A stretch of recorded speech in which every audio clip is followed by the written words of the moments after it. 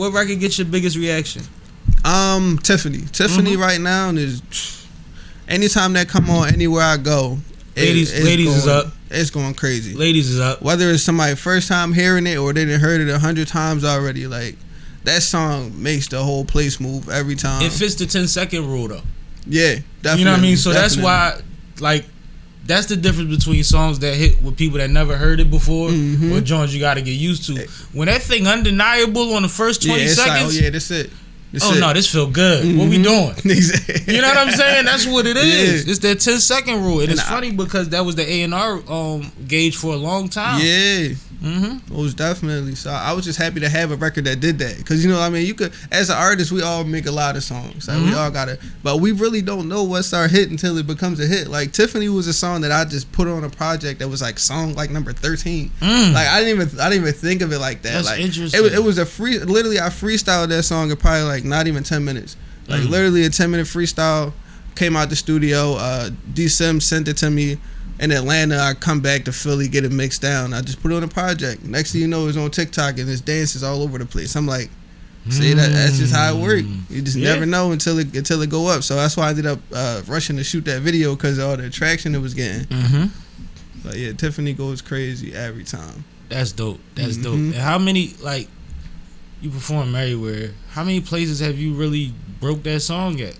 I would say the first time I really broke it was I did it at the TLO complex. It was like, I think it was either like Lil Xan or something, one of those artists. I don't know. I was there though. I don't know why I was there, but I was there. You be where you supposed to be. Yeah, exactly. So I did the song. I look in the crowd and the ladies are dancing. The lights are up. I'm like, yeah, I gotta perform this song. And the DJ was like, I can't remember his name. If I think of his name, I don't remember. But he was like, yo, that song you sent me earlier, TIffany, I've been playing that in the car ever since you sent it to me. I'm like, all right, well, DJ Twan, that's his name, DJ Twan. He was like, you should do that, John, because I had to leave to go to, I think I was going to New York that night. I'm like, I gotta leave, so I either gotta do one song or be out. So I did TIffany, and I was like, yeah, it's time to bring this beast out the dungeon. I didn't even know. So.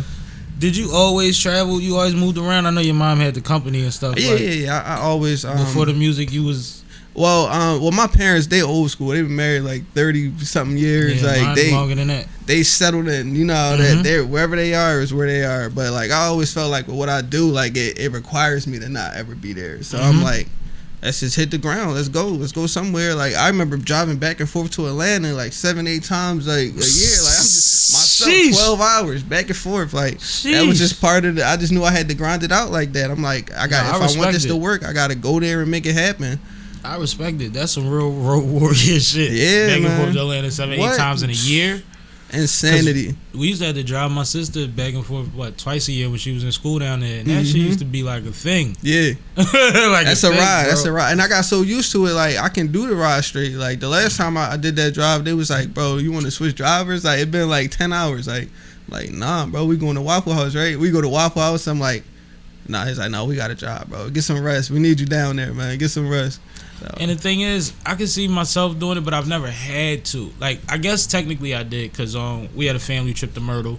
We 3 minivans deep. We get to Delaware, and my dad... Oh, yeah. So I drove the rest of the way to Myrtle, and as far as shit. Yeah. But we had old people with us, so we stopped mad times. You know what I'm saying? Yeah, like, okay, yeah. They stopping because they stopped there before. They stopping to use the bathroom. Stopping to eat again. Like shit that we would have just thugged it out right on. Through, yeah. I might not have been so cool, but I was actually catching breaks. The worst part was I couldn't hit no reefer that whole trip, and that would have, you know. He said, "I need some relief." Yeah, I needed a little bit. You know what I'm saying? Because I had a lot of anxiety in the car. It's a lot of pressure having 3-4 generations of your family. And you at the wheel of everybody's I could imagine safety. this. Like, y'all do know, like, I'm in control of y'all life. Like, this is just running through your brain. Like, I just got to gas and brake. We got to get there and get back, we good. man. I do not want to explain this to nobody. But no, that's ill. But you said, you hit me up, reason that you're here now, and you said, I'm about to bounce. Yep. I'm moving. Going all the way to the West Coast. So a lot of people know, like, I've been down Georgia for a while. So you know, anytime I'm in the city, I always got to make sure I connect with, you know, my people. So first person I thought of, like, literally last night I got the call. I'm like, let me hit my guy Sammie up. Look, I got about 5 days. Make some noise for that. For real, about 5 days, and I got to hit the road on Saturday. I got a show Saturday. I leave from the show, jump right on the road. So, went right to Cali. So, Cali opportunity just fell into your lap. Yeah, actually a few of them. So me and my brother, like we do acting too. Like a lot of people don't really know I've been doing acting. Like I'm in the Meek Mill movie. I'm in that. I'm in Must Be the Music with Charles Dutton, Tasha Smith. Dope. I'm in shout out to Charles Dutton I'm in like too, probably man. like 7-8 movies that have been in the theater in the past like 10 years. So you snapping? Yeah. You snapping? That's so dope. we got a couple opportunities with like Bad Boys 4 is coming up. So we got to go out there and get some scenes for that too. That's gonna be exciting. Then I'm working with Chris Brown people. So my single that was on Q102 is produced by his producer. Okay. So Michael DeMuro made Left Right. So now they're like, well, we're working on this joint now, and I'm like, I'm gonna be over there. Like I'm coming right now. So Saturday I hit the road. We gonna be there for I don't know how long. Like Dope. those projects take quite some time to get perfected. So I'm Absolutely. ready so to is sit this down. like a writing camp? Experience, or is it? So it's a little bit of both. So I got so many songs. Like I had sat down at Tree Sound, and they were like, "Yo, we got Tyler Yahweh project, Post Malone project." This was right before Drake. If you're reading this, it's too late.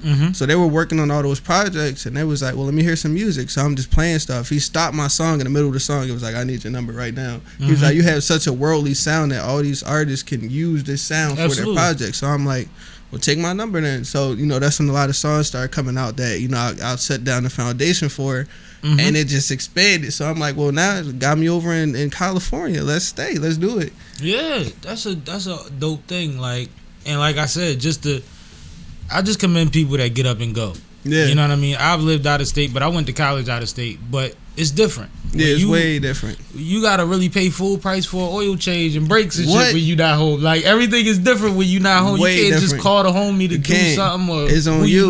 It's on whatever happened. You got to make it happen. So yeah. So you going by yourself? No, I'm going out there with my two brothers. Two brothers. Yeah, they're one of them going with me. a costume. Nah. I'm gonna have to find a new mascot out there for sure. I gotta get a new costume on West Coast, man.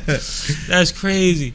Where apart you going to it? They put you in a hotel. Yeah, it's right near like Oakland. So okay, I'm close to Oakland. All right, right in the Bay. So yeah, I'm excited. So yeah, we got an apartment out there. So we staying. Like we gonna be there for quite some time. A lot of history and a lot of energy in the Bay, man. That's gonna be culturally. If whatever y'all got some free time where y'all tap into that type of shit, that's gonna be some fly shit to be around. Yeah, man. and I'm excited because there's a dude named Stunner, man. He got that song Big Step. Yeah, me and him got music together already. So he just was in Philly when the Eagles was playing the 49ers. So we was rapping around then, and he following them. Yeah, I hit him up. I'm like, I'll be there. He said, I'll be back from LA on the 24th. I said, say no more. I'll be there on the 19th. Word. No, that's love. So you're gonna definitely get to work. You're gonna be able to lock in and finish up some shit. Exactly. Because you said you had a bunch of records, but what's the thing? You trying to figure out? You trying to finish these things? You trying to figure out how to place them? I'm glad you asked that. So I do have an album coming out July 15th. So the reason it's so accurate on the date,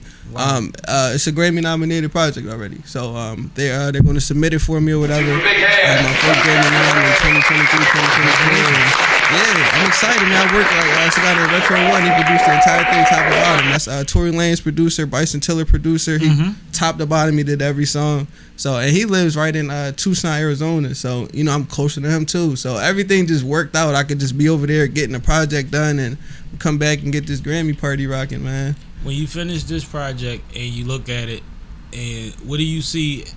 What do you see from yourself in this that you didn't see before now? Growth. I feel like I'm finally speaking like as an adult. You know what I mean? Like it's what I've really been through. Like it's full aspect of this is my life. Like you know what I mean? Like that. I'm not always happy. I'm not always cheerful. I'm not always in a good mood. Like this is what really happens. Like breakups happen. You lose people. Like this is real deal, top to bottom. So like I'm be honest. Like I shed a couple tears listening to a couple songs on there. So I know when people hear it and they feel it, it's gonna be like, yo, he really put his heart into this one for sure. So